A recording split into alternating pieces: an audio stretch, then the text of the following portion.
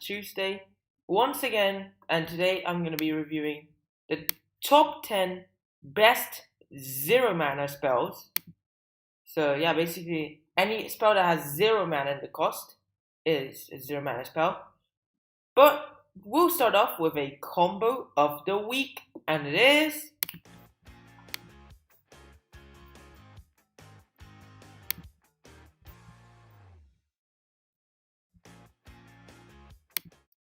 Palinchron Phantasmal Image. So basically, how this combo works is basically you have Phantasmal Image copying Palinchron. So basically, it as it enters battlefield, it becomes a copy of Palinchron, which means the ETB trigger happens. So you cast Phantasmal Image, tap 7 lands, cast Phantasmal Image. You have 5 mana floating. Untap your lands, then pay 4 mana, put back into your hand. There you go. You have 1 mana floating. Tap 7 lands, spend 2 of the mana. You get Phantasmal Image again. Copy Palinchron, untap the lands. You have 6 mana in the pool. So basically, you do this for infinite mana in mono blue. This is just very powerful. Yeah. So that's why this combo is just very powerful. And it requires anyone to have Palinchron. It doesn't necessarily have to be you. I mean, ideally, you'd have the Palinchron, but otherwise, you can actually try on your opponent's Palinchron. So, yeah, they'll probably end up bouncing it, that's the thing. But, so it's best done to your own Palinchron. So, yeah, this is actually a very interesting combo. So, yeah, there you have it. That's the combo of the week. And let's start off with the number 10. And it is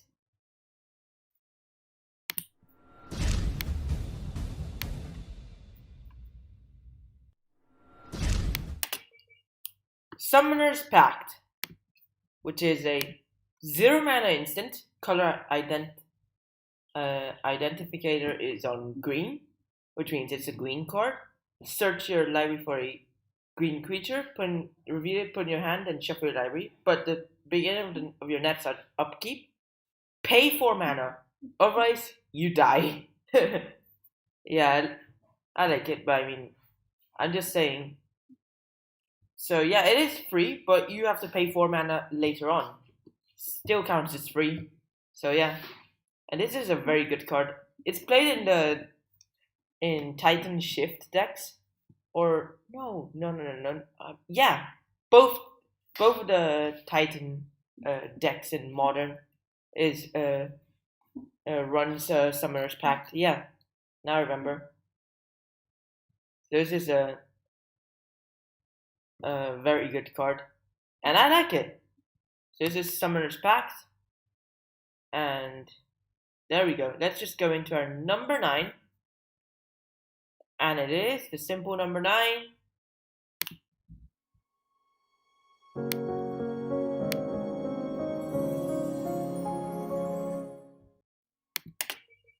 Pact of Negation.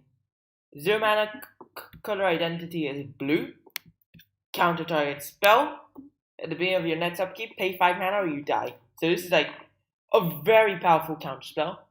Because, I mean, I did not consider Force of Negation or Force of Will as free spells.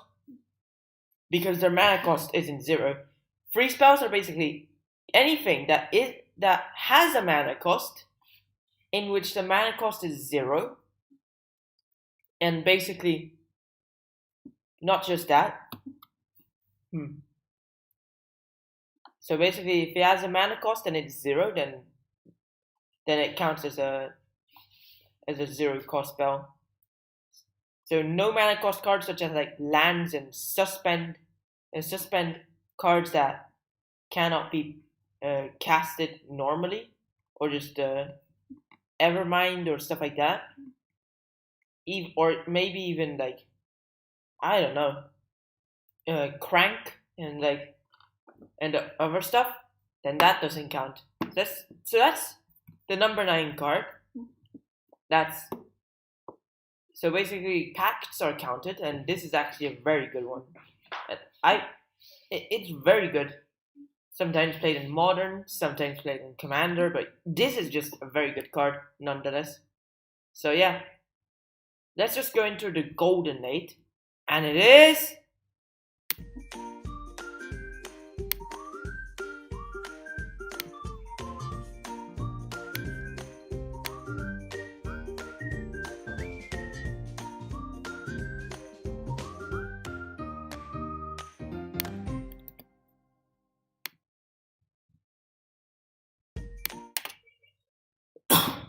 Rogra, son of Roga. I don't know how you pronounce it, but this is like very good. 0 mana 0/1 legendary kobold warrior on a color identity of red. Yes, it is red. First strike menace trample in partner. So this is a very good card as it basically can partner with everything like partner, yeah. And it basically can be casted for free. So basically you just can get it down on turn 1 along with something else, or even when it gets taxed, it's still relatively cheap. So this is why this is a very good card. Yeah, and this is like way better than for example the other kobolds in Legends, the Memnite, and also Ornithopter, Phyrexian Walker. This is actually better than those. Yeah, because it can be a commander, it's legendary. Actually has partner, so you can run another commander that has partner, preferably Jessica, because I mean, yeah, Jessica actually is bigger depending on how many times you casted a commander from the command zone. Because yeah, and Rograk is just good with her because you can cast him a lot of times. First it's for free, then it's 2, 4, 6, 8. Yeah, you know, it's just cheap. In fact, it's free. Well, free and then it becomes cheap, basically. And yeah, and it's also good because it adds the color identity of red to your commander if you if you didn't have red already, which is kind of good. So yeah, apparently I read for basically the oh hi Velizion, how are you? So yeah, this is good, and I mean I finally yeah, I did get my hands on. Did I get my hands on one? I think so. Yeah. Well, that's good. I'm happy about that. And yeah, and so yeah, Rograk is actually very good, and that's why it's number 8. It's even superior to those other 0 mana creatures. But we got more cards, so let's just go in to a simple number 7, and it is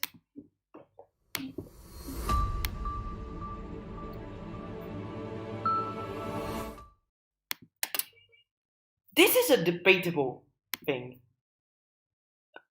Yes, they there are 2 pact cards. There was number 10 and number 9. Number 10 was Summoner's Pact, and number 9 was Pact of Negation. Oh! So it seems you are a commander player. Yeah.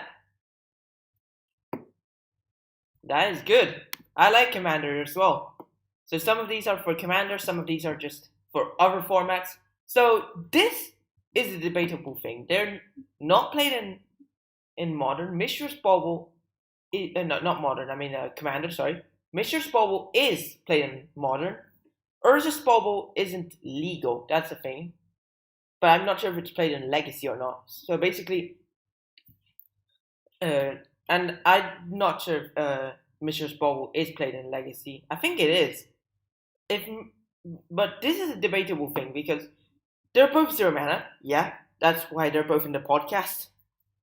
They both allow you to draw a card at the beginning of the next turn's upkeep when you basically tap it and sacrifice it. But Urza's Bauble allows you to pick one random card from your opponent's hand. Yeah. While Mishra's Bauble allows you to check the top card of anyone's deck. So basically, this can usually be used on your opponent to see what's their next card instead of. But Urza's Bauble is just to see what is one of their cards. Mishra's Bauble is to see what is their next card. Or you can check it on yourself if you have a fetch land or have some way of shuffling your library. So you Mishra's Bauble on yourself to check what's your next card, and then see if you really want to draw this with the trigger, or do you want to just fetch it off? And yeah, so this is why. But this is a debate. They may be tied together. I don't know. I just put them both together because it's up to you, viewers, to actually give an opinion on which one of these two cards are best and will take the number 7 slot. And so you can think it. So yeah, you can think it's Urza's Bauble, or if it's Mishra's Bauble, or just share the spots. So yeah, what do you think?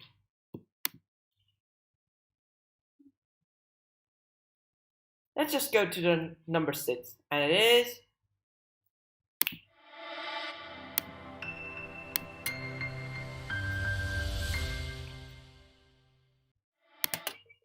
Lotus Petal. So yeah, it's a 0 mana artifact. Tap, sacrifice Lotus Petal to add 1 mana of any card to mana pool. Just saying, in this podcast, I did not mention any reserve list cards because they're just too powerful and they own the number 2 and 1 slots. So yeah, that's why I decided to exclude reserve lists. So basically, not reserve. Wait, what? No, I meant Power 9. I get reserve list and Power 9 confused. I mean, Power 9 are on the reserve list, but not everything on the reserve list is Power 9. I'm just saying that. I mean, I didn't put any Power 9 cards because they are way too broken. So they own the number 1 and 2 slots. So that's, and basically I just rarely I'll use the Power 9 cards in the podcasts. But so usually if I just do a podcast on a certain topic, then they rarely include the reserve list cards and the Power 9 cards I meant in there. So yeah, I just excluded the Power 9. So yeah. So this is so Lotus Petal is very good because it's played in Legacy, sometimes played in Commander as well, if you need the mana acceleration, although it's pretty much obsoleted by Jeweled Lotus, I think. Yeah. So this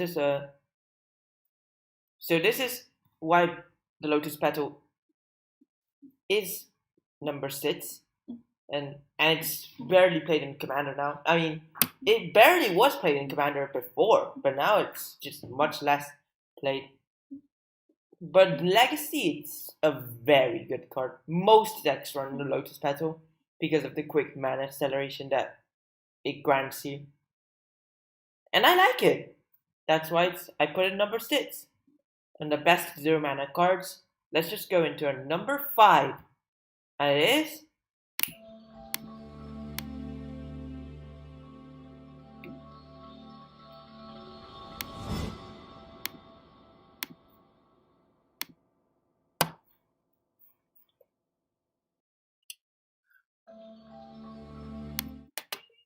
Mana Crypt. 0 mana artifact, but at the beginning of your upkeep, flip a coin. If you fail, it deals 3 damage to you.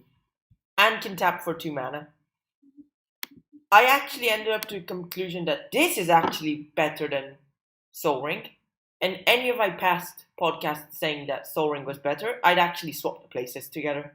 So Mana Crypt is actually better than Sol Ring. Anyhow, this card is a 0 mana, while Sol Ring is just 1 mana. So this actually fits into this podcast because it's a 0 mana card, which is just a cheaper Soul Ring. Oh, hi, Safe. How are you?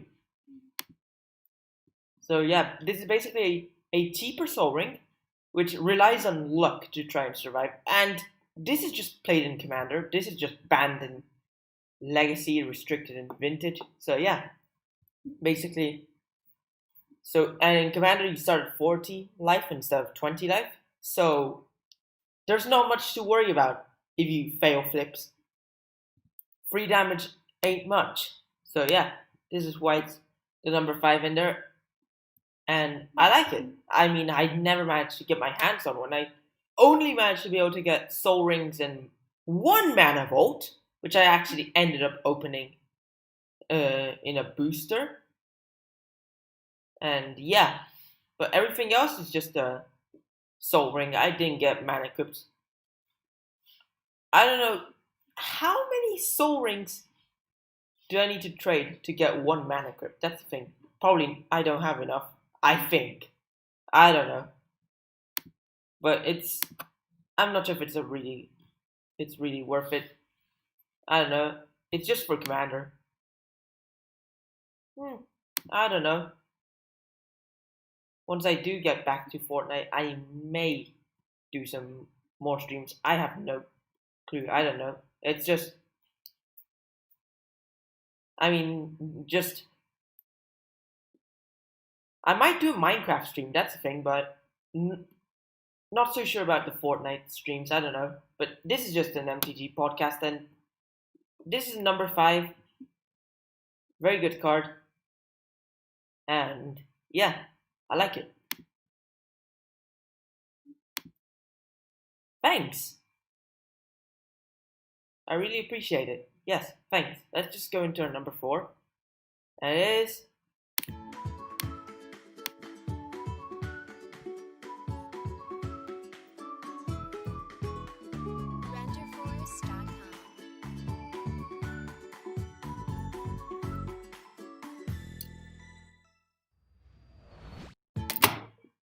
Mott's Diamond. Yes, I actually do some videos with other people, and yes, I support that. Yeah, I may end up doing some Yu-Gi-Oh card reviews. I do actually do videos with others. I sometimes. So yeah. So Mott's Diamond is a 0 mana artifact, but as it enters battlefield, you can discard a land. Otherwise, you have to directly send it to the graveyard. And taps for 1 mana of any color to your mana pool. So this is a very good card, and yeah. So that's why I like the Mott's Diamond. So because, well, yeah, Mott's Diamond is actually a very good one. And so this is number 4, and this is like played a lot in Legacy. Not much played in Commander. That's the thing. Or is it banned in Commander? I don't know. I haven't seen it in Commander. That's the thing. So either it's not popular or it's banned. I saw a lot of Chrome monsters in Commander, but I haven't seen any Mott's Diamonds. I'll just check if it's banned or not.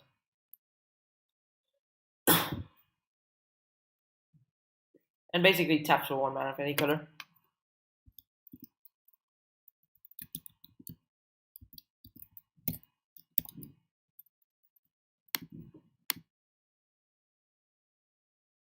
Mott's Diamond just taps for mana, just accelerates your mana. It's good.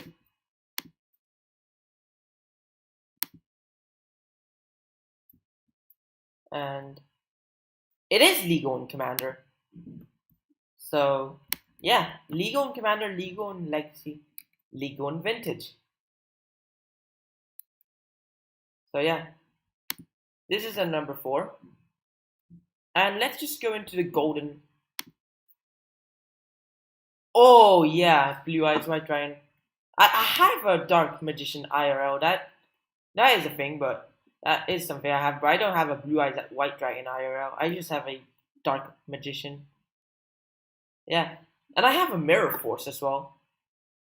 Let's just go into the golden free, and it is.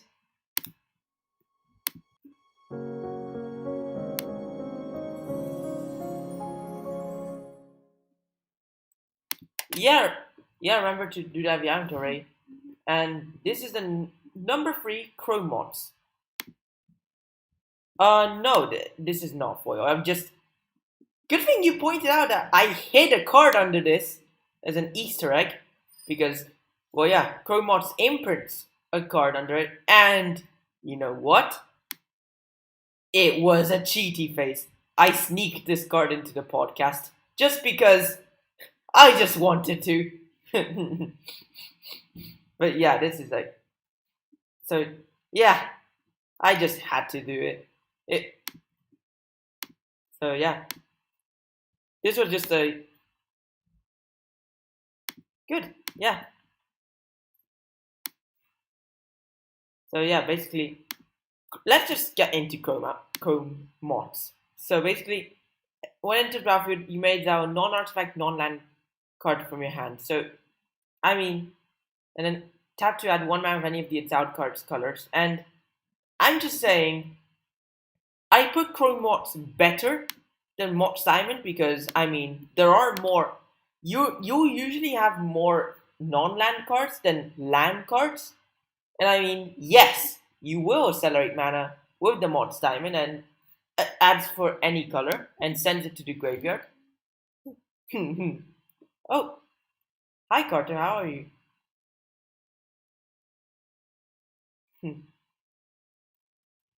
And yeah, that's and I and the thing is that so you usually in your deck you probably have more non-land cards, non-artifact, non than land cards, and of course you can't just get rid of artifacts. That's the thing with any of the two. Well, artifact lands can be removed with the mods diamonds, but Chrome mods exiles it and imprints it, which means Chrome mods will basically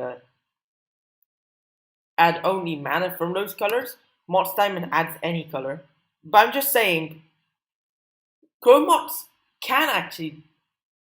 The thing is that Mods Diamond rarely does any synergies, but sometimes Chrome mods can do some kind of exile synergy or something. Because I mean, what you can do is like, for example, exile, for example, some Sphinx under. I think it was Sphinx. I don't know. There's this card that basically allowed you to cast it from exile. I just need to check, and yeah. Oh, it's just a. It's I don't know what's the name of the mic. It's just like a it's like a stage mic or something. I don't know. It's just a I don't even know what it is. So yeah. But this is a very good mic, and it also has a soundboard as well with different sounds. Like that's how I did this. And yeah, if you want, I can even do a gun sound. Yeah. So yeah.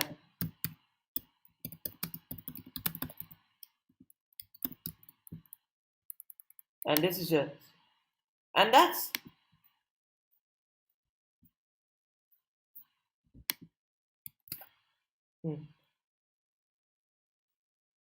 and it,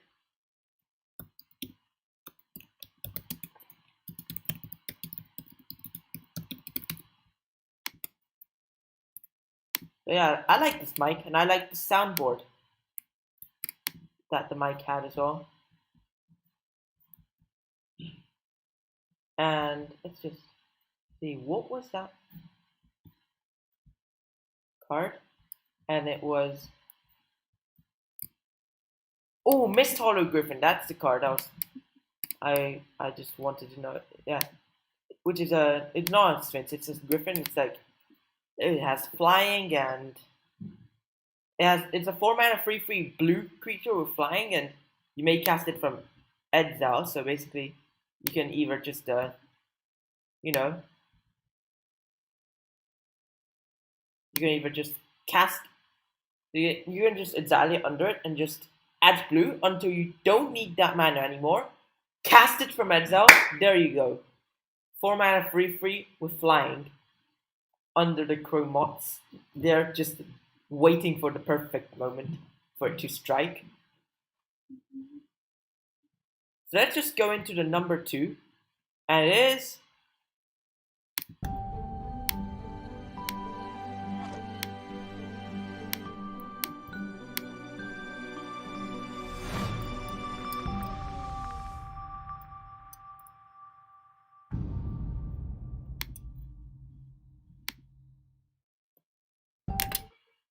Jeweled Lotus.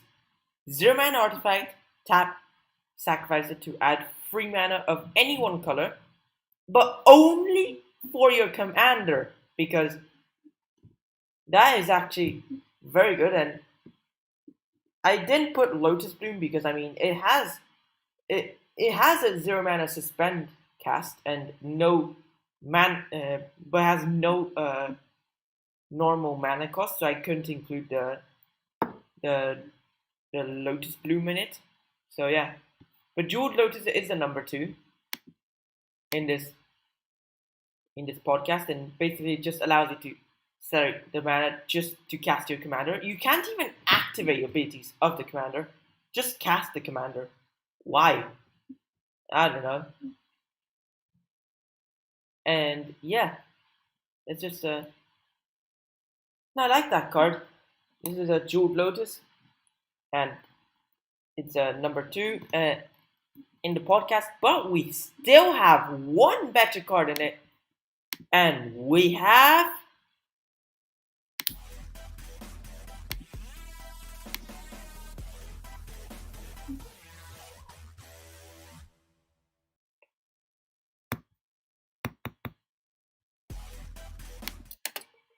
Lion's Eye Diamond. Yes, this is a better card because tap a 0 mana artifact, sacrifice it. You don't even have to tap it.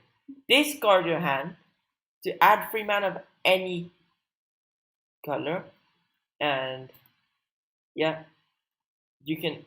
And basically, you can activate it anytime you could cast an instant. Basically, yeah, instant speed. So when you're just gonna cast a spell, you can actually sacrifice the Lion's Eye Diamond as a source of mana, and basically just so basically it will allow you to cast a spell.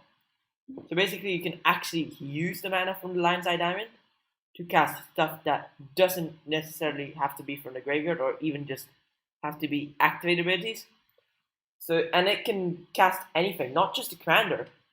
It's better to like ditch your whole hand to cast anything rather than just only be able to cast a commander and require you to tap the Lotus in addition to sacrificing it.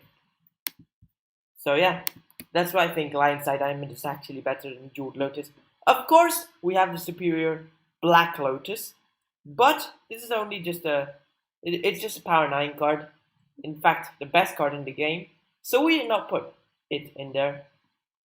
But we do have a bonus section of 3 0 mana silver bordered cards and 1 playtest 0 mana card. So let's just go into the bonus. So yeah.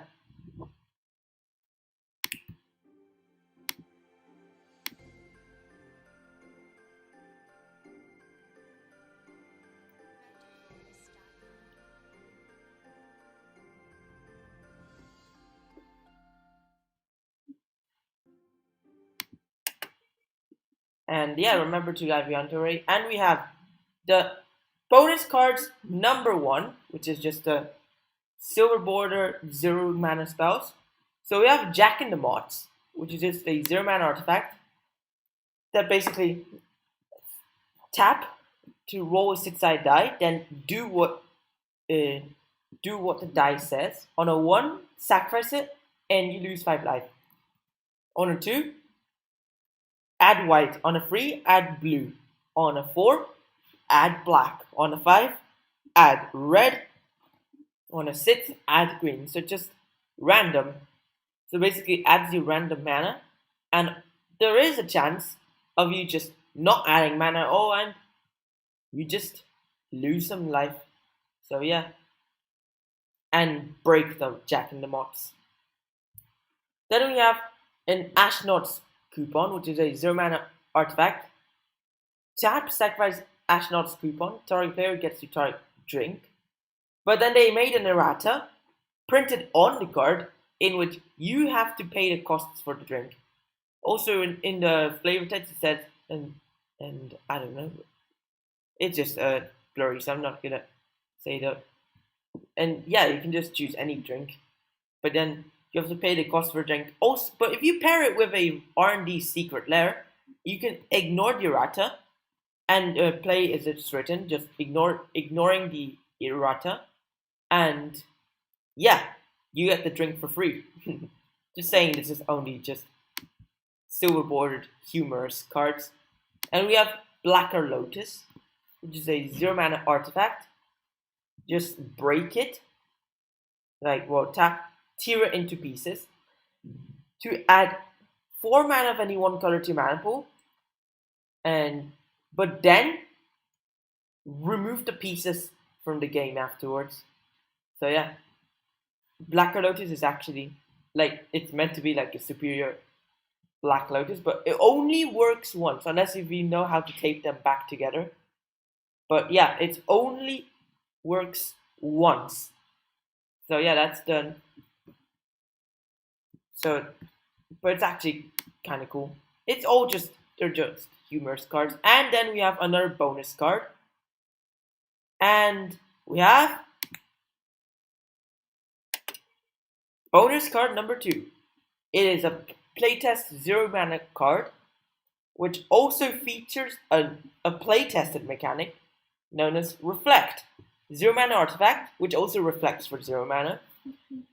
So as they enter the battlefield, you can each opponent may pay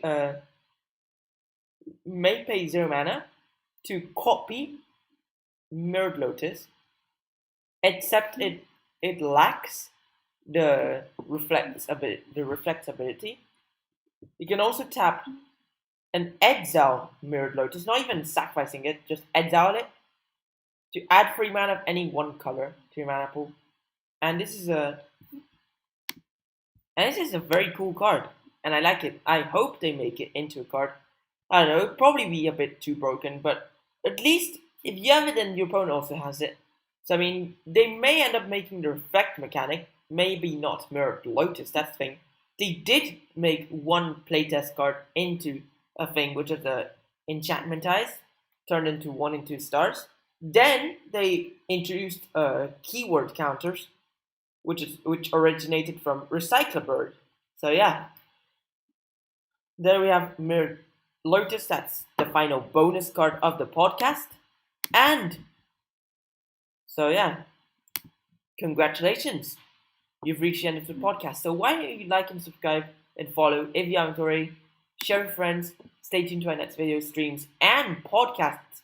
Podcasts will be live every Tuesday at 4 p.m. GMT, 5 p.m. CET. So stay tuned to them. Watch my other videos too. Thanks for watching. Hope you enjoyed it. And bye.